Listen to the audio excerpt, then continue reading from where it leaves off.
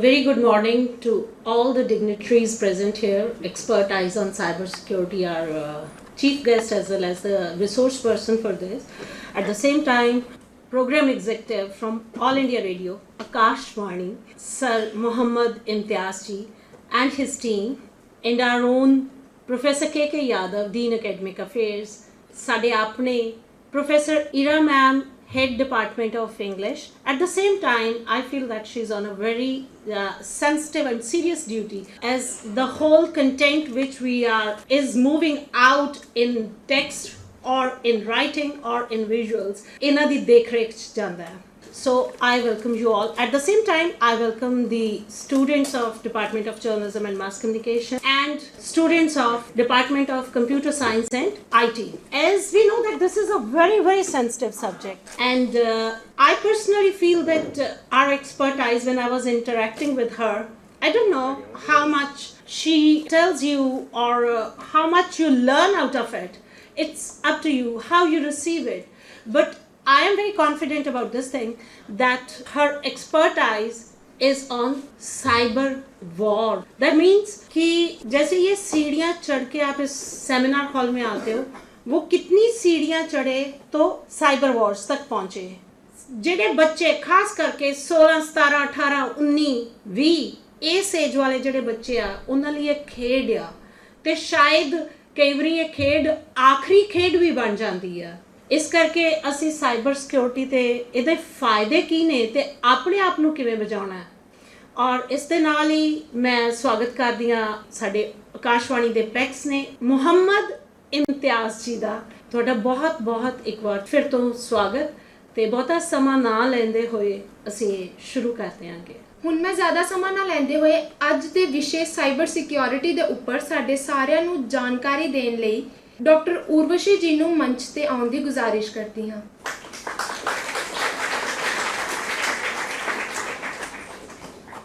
Thank you, Simran. So before going to discuss what is cyber security, let me ask something from you people. Let me convert it into Hindi. कि कितने लोग ऐसे हैं जो mobile phone use कर रहे हैं? Please raise your hand, everyone. अब मुझे ये बताइए कितने ऐसे लोग हैं जिनके मोबाइल पे एक मैसेज आता है कि आज आपको 1 लाख रुपए की लॉटरी लगी है. अगर आप क्लिक करेंगे तो आप एक ऐसे लिंक पे जाएंगे जहाँ पे आप अपनी डिटेल्स फिल करेंगे, अपना बैंक अकाउंट नंबर डालेंगे और आपको वो पैसे आपके अकाउंट में ट्रांसफ़र हो जाएंगे, राइट. बहुत से लोग ऐसे हैं जिनको एक ईमेल आता है कि आपका बैंक अकाउंट जो है उसका पासवर्ड एक्सपायर हो गया है, you should update your password. आता है ऐसा लिंक. ईमेल सब लोग यूज़ करते हैं, राइट. इस तरह के बहुत सारे ईमेल्स आते होंगे. हम लोग कुछ परचेज़ करते हैं फ्लिपकार्ट से, अमेज़ॉन से. थोड़े दिन बाद वो परचेज़ हिस्ट्री के हिसाब से हमारे फेसबुक पे कैसे दिखने लग जाता है कि मैंने आज ये वाला पेन देखा था, उसके साथ के जो ऑप्शनल पेन्स हैं कि आप ये नहीं ये एक्सप्लोर कीजिए, आपको लिंक आ जाता है, राइट. इस तरह के मेल्स आते हैं. समझ में आता है क्यों होता है, उसके बारे में मैं आपको बताती हूँ.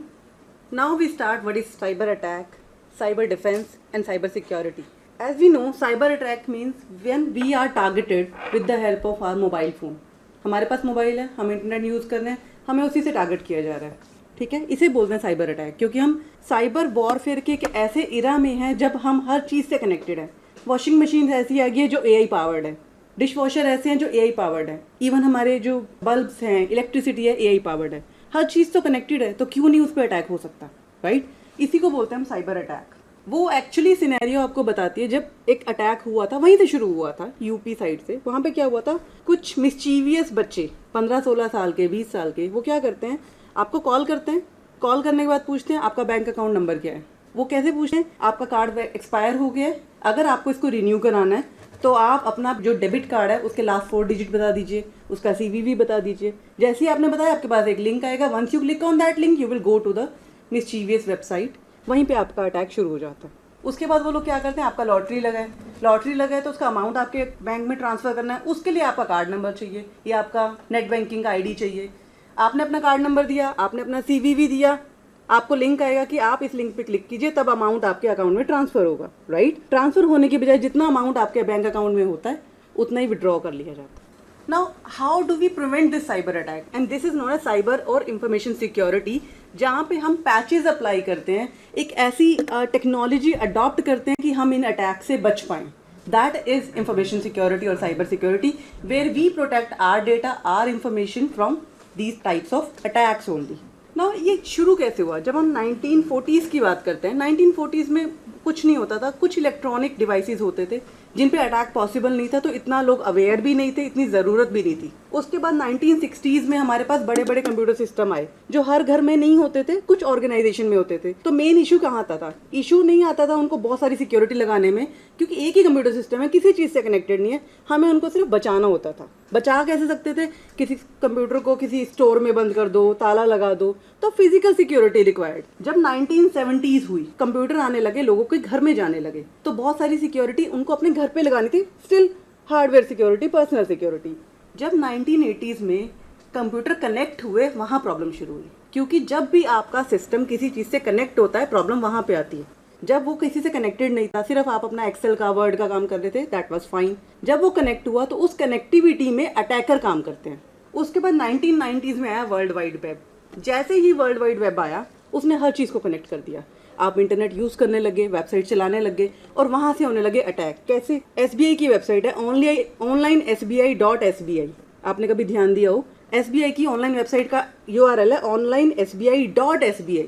मैं एज अ अटैकर एक URL क्रिएट करती हूँ ऑनलाइन SBI.com। आपको तो नहीं पता लगेगा कि ओरिजिनल है या डुप्लीकेट है। मैंने पूरा स्ट्रक्चर ऐसे कैसे तैयार कर दिया, जो SBI की ओरिजिनल वेबसाइट पे वही स्ट्रक्चर मैंने वहाँ तैयार कर दिया।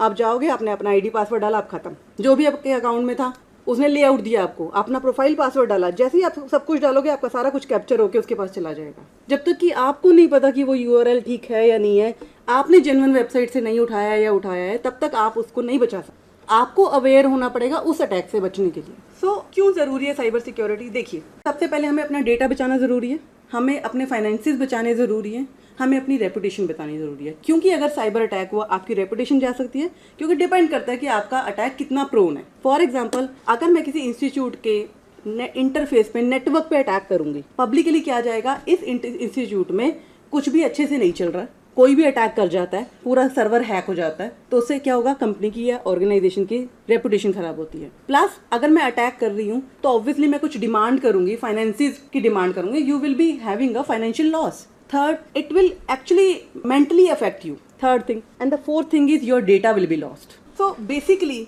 जब भी कोई साइबर अटैक होता है या कोई भी तरह का अटैक होता है, ये तीन चीज़ों पे काम करता है: confidentiality, integrity and availability. Confidentiality का मतलब क्या है कि मैं ऑथराइज्ड हूँ इस चीज़ को यूज़ करने के लिए, मेरे अलावा अगर कोई यूज़ करेगा तो मतलब मैंने उस ऑर्गेनाइजेशन का कॉन्फिडेंशियलिटी तोड़ दिया उसको, राइट?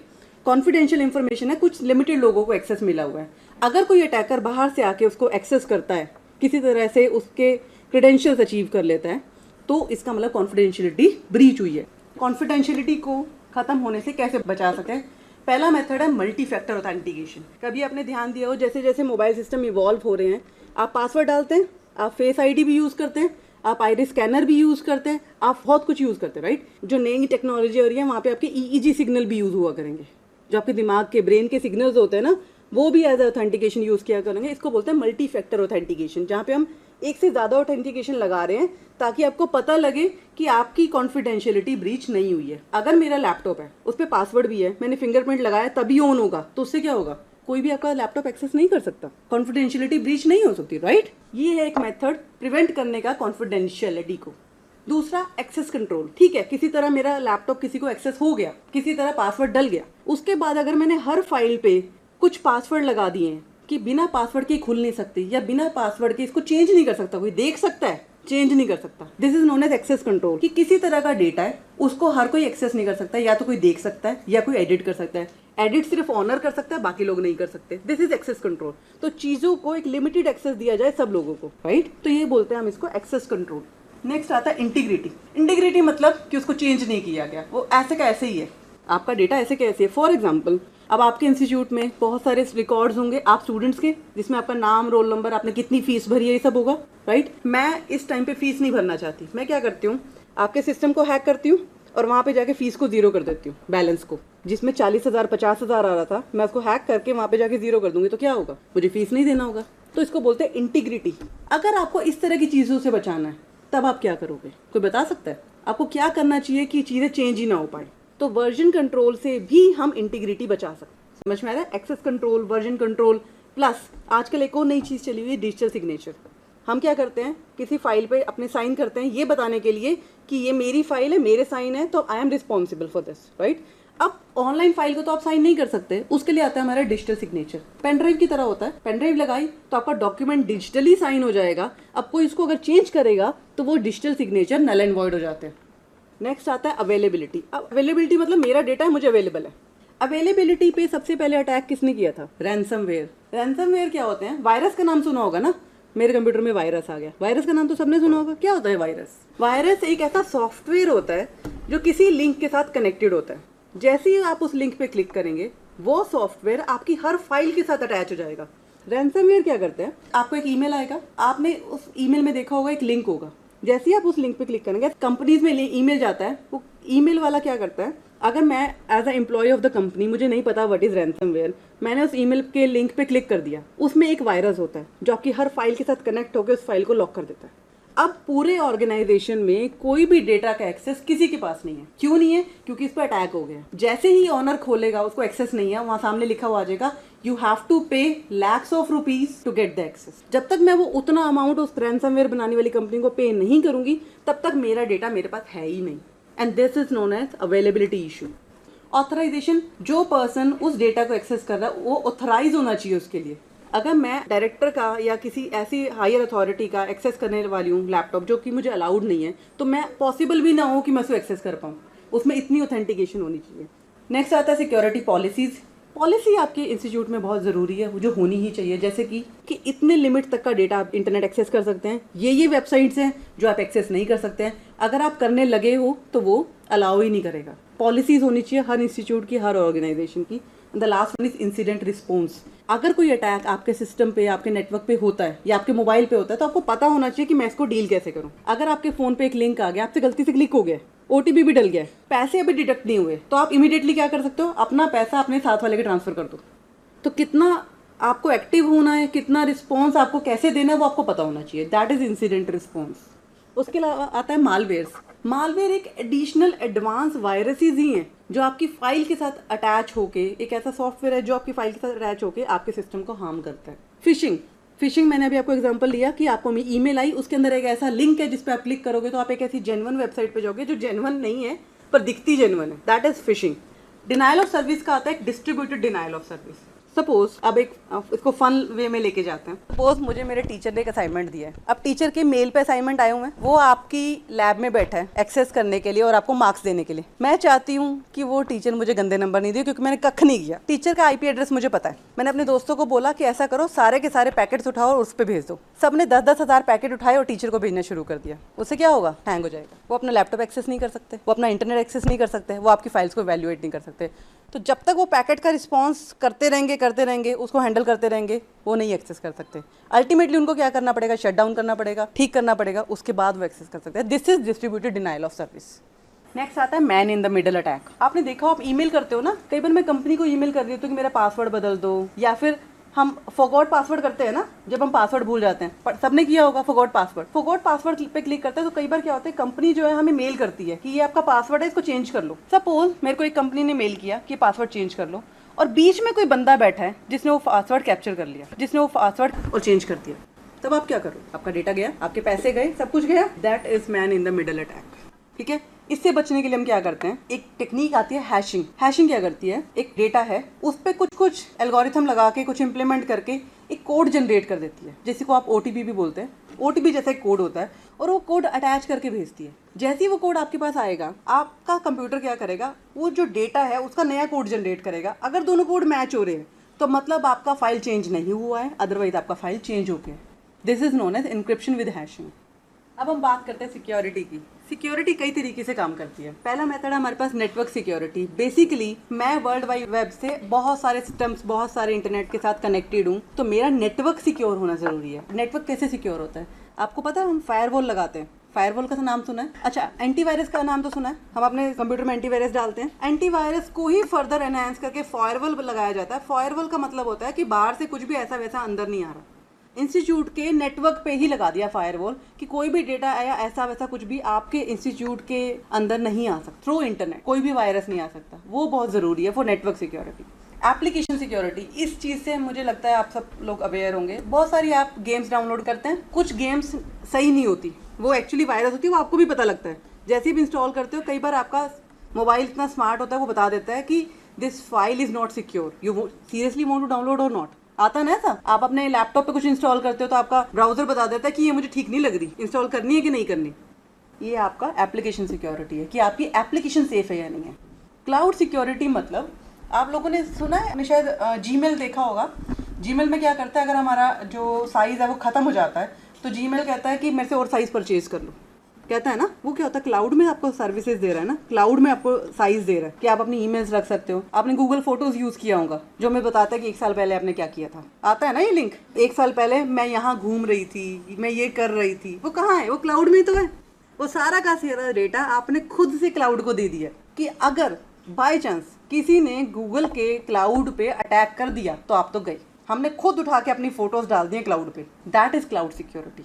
मोबाइल सिक्योरिटी, ये बहुत ज़रूरी है। 99% ऑफ द टाइम आप अपने सिस्टम पे तो एंटीवायरस डाल लेते हो, मोबाइल पे नहीं डालते। अगर आपका मोबाइल का ऑपरेटिंग सिस्टम मैक ओएस नहीं है या लिनक्स बेस्ड नहीं है तो उस पर पक्का से वायरस आएंगे, क्योंकि मैक ओएस हो या लिनक्स बेस्ड सिस्टम जो होते हैं, वो लोग क्या करते हैं, वो आपको EXE फाइल को एग्जीक्यूट नहीं होने देते।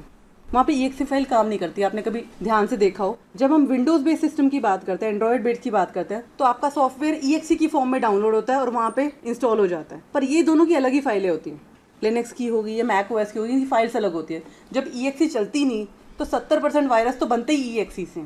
अगर आपके मोबाइल में एंटीवायरस नहीं होगा तो कुछ भी एग्जीक्यूट होगा, सारे कॉन्टैक्ट्स आपके चले जाएंगे, कहीं पे डेटा जा रहा है। और जनरली गूगल पे हम यूज़ करते हैं, भीम पे हम यूज़ करते हैं, राइट। इंटरनेट बैंकिंग से योनो यूज़ करते हैं। मैं SBI यूज़ करें तो आई नो अबाउट योनो। आप एक्सिस बैंक की ऐप यूज़ कर रहे हैं, आप किसी भी HDFC की ऐप यूज़ कर रहे हैं, जितना भी ID पासवर्ड आप डाल रहे हैं, सारा का सारा एक्सेस किसी और को आपने ऑलरेडी दिया हुआ है। वो तो आप स्टूडेंट है, किसी को फ़ायदा नहीं होगा ज़्यादा, पर अगर यही कोई बड़ा बंदा होता जिसके अकाउंट में बहुत सारा पैसा है तो ही और she might be going to be attacked. तो ये आपको पता होना चाहिए कि मोबाइल सिक्योरिटी कैसे करनी है। Disaster recovery and business continuity, अगर मेरे ऑर्गेनाइजेशन पे किसी ने रैंसमवेयर चला दिया तो वो मेरी ऑर्गेनाइजेशन के लिए डिजास्टर है, उसकी सिक्योरिटी बहुत ज़रूरी है। वो कैसे होगी, आपका बैकअप तैयार है, आपके पास एक इतना एडवांस फायरवॉल लगा हुआ है कि कोई रैंसमवेयर आ ही नहीं सकता, कोई ऐसी अननेसेसरी मेल आ नहीं सकती। आपके एम्प्लॉयज़ इतने सारे वेल अवेयर है कि वो किसी भी अननेसेसरी ईमेल पे क्लिक ही नहीं कर रहे हैं, तब आपके सिस्टम पे या किसी भी चीज़ पे रैंसमवेयर नहीं आ सकता। And finally human centred security, जैसे हम डिस्कस कर चुके हैं, ह्यूमन शुड बी ट्रेन। उनको पता होना चाहिए चीज़ों को कैसे काम कराना, कैसे साइबर क्राइम वॉल्व हुआ है with the help of technology. पहले मैंने बताया नॉर्मल कंप्यूटर्स थे, तब कुछ भी नहीं होता था। जैसी कनेक्टिविटी शुरू हुई, अटैक्स होने शुरू हुए, छोटे मोटे अटैक, कि man in the middle attack हो गया, वायरस अटैक हो गया, वॉर्म्स हो गए, ट्रोजन हॉर्स हो गया। एक आता है क्रिप्टोजैक, क्रिप्टो करेंसी का नाम सुना होगा ना, बिटकॉइंस बीच में बड़ी पॉपुलर थी, सब लोग बिटकॉइन खरीद रहे थे, 1 रुपये का खरीदा था, 500 का हो गया, 1000 का हो गया, है ना। उसमें क्या होता है, जो क्रिप्टो करेंसी होती है वर्चुअल मनी होती है, इसको जनरेट करने के लिए बहुत सारी प्रोसेसिंग पावर चाहिए। मैं अपने लैपटॉप की, अपनी ऑर्गेनाइजेशन की पावर यूज़ नहीं करना चाहती। मैं क्या करती हूँ, किसी सिस्टम पे हैक करती हूँ, उसकी पावर ले ली और क्रिप्टो करेंसी जनरेट कर ली, इसको बोलते हैं क्रिप्टो जैकिंग। ये भी एक तरह का अटैक है। अब इस चीज़ों पे बहुत सारे लॉज बन चुके हैं, पहले नहीं थे। 2000 के बाद जब अटैक्स ज़्यादा शुरू हुए तो लॉज भी क्रिएट करने शुरू हो गए, मतलब बहुत सारे ऐसे सेक्शन बन चुके हैं कि इस तरह का अटैक होता है तो ये वाला लॉ लगेगा, सो दैट कि लोगों को डर बैठे कि अगर मैंने ऐसा कुछ किया और मैं पकड़ा गया या पकड़ी गई तो मेरे पे इस तरह का कानून है, जो कि पहले नहीं था। 2000 पहले से कानून नहीं था तो कोई भी कुछ भी कर रहा था। अब हमारे पास कानून है। For example section 43 unauthorized access, data चोरी करने के लिए हमारे पास ये सेक्शन लगेगा। 66 में हम हैकिंग कर रहे हैं तो लगता है। 66B में हम क्या करते हैं, अगर किसी का कंप्यूटर रिसोर्स चोरी करे, मैंने तुम्हारा हार्ड डिस्क चुरा लिया तो मेरे पे लग जाएगा। 66C मैंने तुम्हारा पासवर्ड चुरा के लैपटॉप पे एक्सेस कर लिया। 66D अगर मैं फिशिंग अटैक करती हूँ, दैट इज 66D। एंड 67 अगर मैं कोई इररेलेवेंट कंटेंट ऑनलाइन पब्लिश करती हूँ तो ये सेक्शन लगता है। ये थे हमारे साइबर लॉ। बहुत सारी एजेंसीज बन चुकी हैं, हेल्पलाइंस दी हुई हैं जिस पे आप जा सकते हो। 1930 इसको तो याद कर ही सकते हैं हम, बाकी हेल्पलाइंस की तरह। अब मैं आपको एक चीज़ ज़रूर बताऊंगी, जब भी आपके सॉफ्टवेयर में कोई पैच आए ज़रूर इंस्टॉल करो अपडेट्स। क्यों? क्योंकि पुराने सॉफ्टवेयर में कुछ ऐसी प्रॉब्लम थी जिससे आपका लैपटॉप हैक हो सकता था, वो अब नहीं हो पा रहा है। क्यों नहीं हो पा रहा है? क्योंकि आपने उसका अपडेटेड वर्जन डाल लिया है। Updations are very important. Password strong रखो। अगर मेरा नाम उर्वशी है और मैं उर्वशी ABC डाल दूंगी तो कोई भी डिटेक्ट कर लेगा। ऐसा होना चाहिए जो आपको याद भी रहे और स्ट्रॉन्ग भी हो। तो जनरली एक पासवर्ड आपके first name, last name, upper case, lower case, numeric, और स्पेशल कैरेक्टर्स, ये सब जरूर होने चाहिए किसी पासवर्ड में। Third is multi factor authentication, multiple authentication 2। किसी भी चीज़ को एक्सेस कर रहे हो, आपका फिंगरप्रिंट या बायोमेट्रिक ज़रूर लगाओ। जैसे कि मेरा फिंगर हो गया, बायोमेट्रिक मतलब मेरी आंखें, मेरा finger, right, which is very very important, क्योंकि आपका बायोमेट्रिक कोई नहीं चुरा सकता। नेक्स्ट आता है इंक्रिप्शन। जहाँ तक हो सके डेटा को इस तरह से भेजो, या फिर जैसे हम पार्सल की बात कर रहे हैं, इस तरह से भेजो कि अगर ख़राब हो तो सामने वाले को पता लग जाए कि ये चेंज हुआ है, ये एक्सेस हो चुका है। वल्नरेबिलिटी असेसमेंट, जितनी बार आपके कंप्यूटर में वायरस आ रहा है, आपको पता लग जाएगा कि मैंने वो एक्सेस किया था, उसकी वजह से वायरस आया। उन चीज़ों से बचो, उतनी सिक्योरिटी आप लोग लगाओ। चैलेंजेस क्या आते हैं जब हम सिक्योरिटी की बात करते हैं? पहली बात, जैसे जैसे सिक्योरिटी पॉलिसीज चेंज हो रही है, नए नए सॉफ्टवेयर आ रहे हैं, उससे ज़्यादा अटैक्स इवॉल्व हो रहे हैं। एआई मशीन लर्निंग लगा के मैं नया वायरस इमीडिएटली बना सकती हूँ, जो कि पहले नहीं होता था। बहुत कॉम्प्लेक्सिटी बढ़ रही है ऑर्गेनाइजेशन की, कई तरह के नेटवर्क आ गए हैं, ये कुछ मैकेनिज्म यूज़ कर रहा है नेटवर्क, वो कुछ मैकेनिज्म यूज़ कर रहा है, इनको कंपैटिबिलिटी इशू आ जाता है अगर हमने सिक्योरिटी लगानी है। बहुत सारे IoT डिवाइसेस आ गए हैं, सब कुछ कनेक्टेड है, उन सबको सिक्योर करके चलना बड़ा मुश्किल हो गया है। फंडिंग नहीं है, सिक्योरिटी में फंडिंग बहुत कम है। जितनी भी फंडिंग थी हमारे सॉफ्टवेयर खरीदने में चली जाती है। अगर मुझे विंडोज़ का अपडेटेड और ओरिजिनल वर्जन खरीदना है, वो कम से कम 5 से 6 हज़ार का आता है। हर स्टूडेंट तो नहीं परचेज कर सकता, तो फंडिंग का सबसे बड़ा चैलेंज है जो हम जनरली सिक्योरिटी में आता है। तो आपको पता होना चाहिए कि आपको क्या क्लिक करना है और क्या नहीं। That was all from my side and I am open two questions now.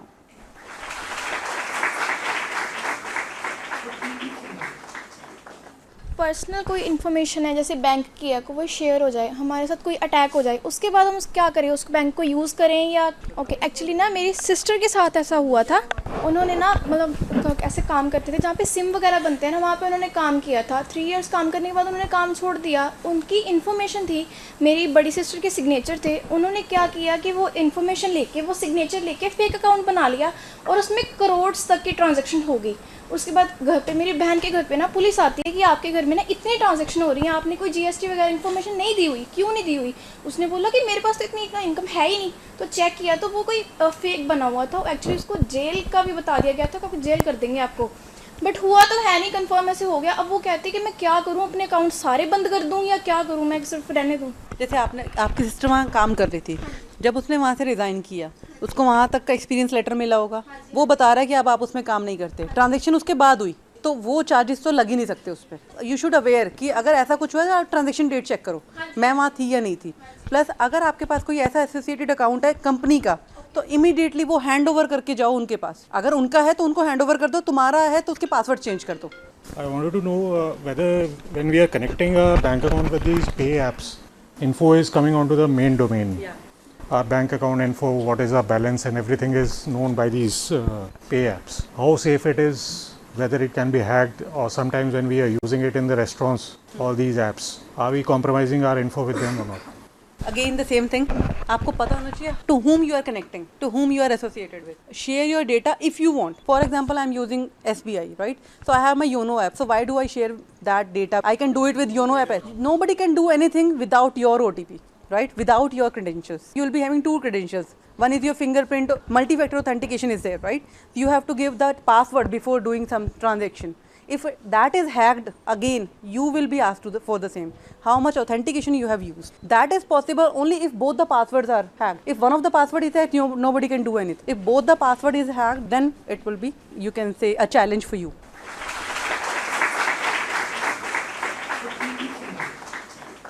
Madam, जैसे अभी आपने पहले बताया कि रैंसमवेयर के बारे में, उसमें आपने ये बताया कि पर्टिकुलर कंपनीज बन गई हैं जो अपने टेम्पलेट्स बेच रही हैं, 4-4 करोड़ के, 5-5 करोड़ के, जितने के भी। तो इसमें मैम हमारी जो साइबर सिक्योरिटी है वो अवेयर नहीं इस बात से? वो ऐसी कंपनीज है जो छिप के बैठी हैं। अगर आप अवेयर भी हो, जब तक आपके पास सबूत नहीं है, कंपनी ऑर्गेनाइजेशन कुछ नहीं कर सकती, ठीक है? बहुत सारे टेम्पलेट्स बिक रहे हैं, पर वो किसी और डायरेक्शन में बिक रहे हैं। डार्क वेब से इंटरनली हमें पता है ऐसा हो रहा है, कौन कर रहा है वी डोंट नो, कैसे करा है, बिकॉज ये बैक एंड पे है सब कुछ। साइबर सिक्योरिटी बहुत अवेयर है, जो हमारी गवर्नमेंट की वेबसाइट है ना, सर्टेन है, ये तभी तो है, ये सारे के सारे IP एड्रेसेस ट्रैक कर रही है। पर ये एक छोटी कंट्री नहीं है, ये 130 करोड़ लोगों की कंट्री है, जहाँ पे बहुत सारा नेटवर्क यूज़ हो रहा है, बहुत सारा इंटरनेट यूज़ हो रहा है। एक अकेला बंदा या कुछ 50-100-200 लोगों की कंपनी उसको नहीं हैंडल कर सकती। उसके लिए लोगों को भी पता होना चाहिए कि मुझे क्या करना है, राइट? जस्ट लाइक मेरा एक छोटा बच्चा है 4 साल का, मैं 24 घंटे उस पर ध्यान नहीं रख सकती ना। उस बच्चे को खुद को पता होना चाहिए कि मुझे क्या करना है, मुझे कुंडी में हाथ नहीं डालना है, मेरा हाथ फंस जाएगा। तो बच्चों को पता होना चाहिए, सबको पता होना चाहिए कि हमें क्या करना है। वो है वहाँ पे, अगर कुछ ट्रैक होता है, कुछ प्रॉब्लम आती है, दे आर विद यू। पर ऐसा नहीं हो सकता कि वो 24 घंटे ऐप पे ट्रैक करके वो आपको अवेयर करा सकते हैं। कुछ तो रिस्पॉन्सिबिलिटी यूज़र की भी है।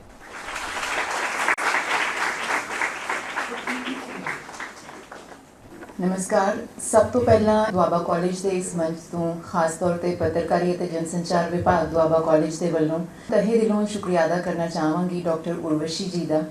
ਜਦੋਂ ਸਾਨੂੰ ਸਾਈਬਰ ਸਿਕਿਉਰਿਟੀ ਦੇ ਦੋ ਲਫ਼ਜ਼ ਸੁਣਨ ਨੂੰ ਮਿਲੇ ਸੀ ਤੇ ਲੱਗਿਆ ਸੀ ਕਿ ਪਤਾ ਨਹੀਂ ਬੜਾ ਟੈਕਨੀਕਲ ਸੈਸ਼ਨ ਹੋਣਾ ਹੈ ਤੇ ਬੜਾ ਦਿਮਾਗ ਲਗਾਉਣਾ ਪੈਣਾ ਹੈ ਤੇ ਨਾਲ ਦਿਮਾਗ ਲਗਾਉਣ ਦੇ ਹੋਰ ਵੀ ਕਈ ਪੈਰਲਲ ਡਿਊਟੀਆਂ ਹੁੰਦੀਆਂ ਨੇ ਜਿਹੜੀਆਂ ਕਿ ਫੈਕਲਟੀ ਮੈਂਬਰਸ ਨੂੰ ਨਿਭਾਉਣੀਆਂ ਪੈਂਦੀਆਂ ਤੇ ਫੋਕਸ ਜ਼ਿਆਦਾ ਚਾਹੀਦਾ ਹੁੰਦਾ। ਪਰ ਯਕੀਨ ਮੰਨ ਕੇ ਚੱਲੋ ਕਿ ਜਿੰਨੀ ਮੈਂ ਟੈਕਨੀਕਲੀ ਪੂਅਰ ਹੈ ਉਨਾ ਹੀ ਸਾਨੂੰ ਆਸਾਨੀ ਦੇ ਨਾਲ ਇਹਨਾਂ ਦੇ ਵੱਲੋਂ ਜਿਹੜੀ ਵੀ ਸਾਨੂੰ ਨੁਕਤੇ ਦਿੱਤੇ ਗਏ ਨੇ, ਜਿਹੜੀਆਂ ਹਿਦਾਇਤਾਂ ਦਿੱਤੀਆਂ ਗਈਆਂ ਨੇ, ਚਾਹੇ ਉਹ ਮੋਰਲ ਵੈਲਿਊਜ਼ ਨੂੰ ਲੈ ਕੇ ਹੋਣ ਜਾਂ ਫਿਰ ਟੈਕਨੀਕੈਲਿਟੀਜ਼ ਨੂੰ ਲੈ ਕੇ ਹੋਣ, ਮੈਨੂੰ ਲੱਗਦਾ ਹੈ ਕਿ ਆਉਣ ਵਾਲੇ ਸਮੇਂ ਦੇ ਵਿੱਚ ਅਸੀਂ ਜ਼ਰੂਰ ਅਪਣਾਵਾਂਗੇ। ਤੇ ਮੈਮ ਤੁਹਾਡਾ ਬਹੁਤ ਸ਼ੁਕਰੀਆ ਸਾਡੀ ਸਾਰੀ ਟੀਮ ਵੱਲੋਂ। ਇਹਨਾਂ ਦੇ ਨਾਲ ਮੈਂ ਧੰਨਵਾਦ ਕਰਨਾ ਚਾਹੂੰਗੀ ਇਮਤਿਆਜ਼ ਸਰ ਦਾ।